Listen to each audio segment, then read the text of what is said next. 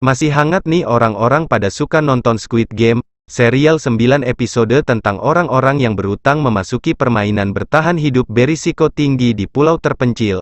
Menurut CEO Netflix Ted Sarandos, Squid Game diperkirakan bisa menjadi serial Netflix paling populer yang pernah ada. Nah, tapi sebenarnya pas ditonton serial ini nuansanya gelap, meskipun yang viral adalah boneka anak kecil yang main lampu merah lampu hijau, atau makan gulali manis yang bikin ceriwis. Ada banyak problem yang diangkat di narasi Squid Game, salah satunya, orang-orang berkuasa yang dengan zalim mempermainkan manusia sebagai alat pemuas nafsu mereka.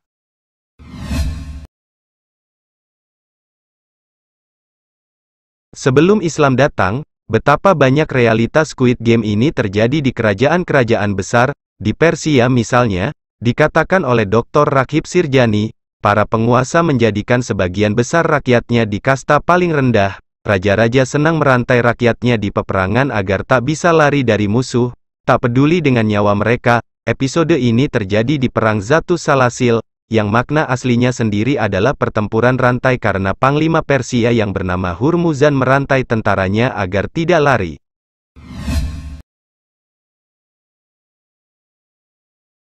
Itulah mengapa, ketika suatu hari seorang sahabat bernama Ribi bin Amir ditanya oleh Panglima Persia Rustum, "Apa yang membuat kalian datang ke Persia?"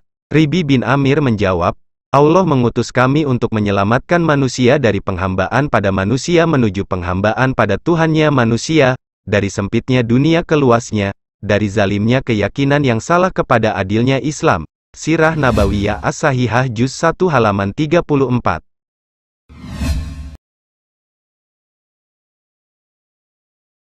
Squid Game ala Sparta ini pernah terjadi di zaman Yunani kuno.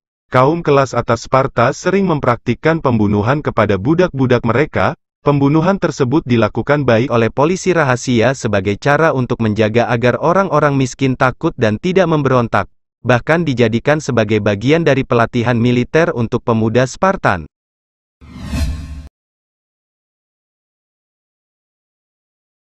Pernah nonton atau baca tentang gladiator? Sekilas budaya itu kelihatan keren, tapi bukankah technically speaking tidak lain dan tidak bukan adalah pembunuhan manusia untuk hiburan? Nyatanya gladiator dipaksa untuk rela mempertaruhkan nyawa dan status hukum dan sosial mereka dengan tampil di arena. Sebagian besar dihina sebagai budak, diperlakukan di bawah kondisi yang keras, terpinggirkan secara sosial dan dihinakan bahkan ketika mati.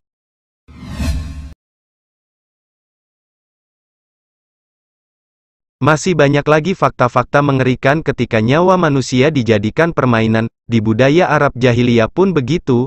Bagaimana mungkin orang-orang bertaruh untuk punya anak laki-laki dan malu punya anak perempuan bahkan sampai membunuhnya karena takut diejek? Islam datang membawa ajarannya yang memuliakan manusia.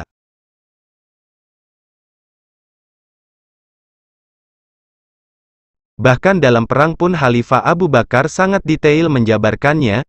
Jangan berkhianat, jangan berlebihan dalam bersikap, jangan memutilasi, jangan bunuh anak kecil, atau orang tua, atau wanita, jangan menyembelih binatang yang bukan milikmu, jangan ganggu orang yang beribadah dan para zuhud yang tinggal di rumah-rumah ibadah dan menyebut Tuhan mereka. Kitab Abu Bakar As-Siddiq, Syekh Muhammad Ridha.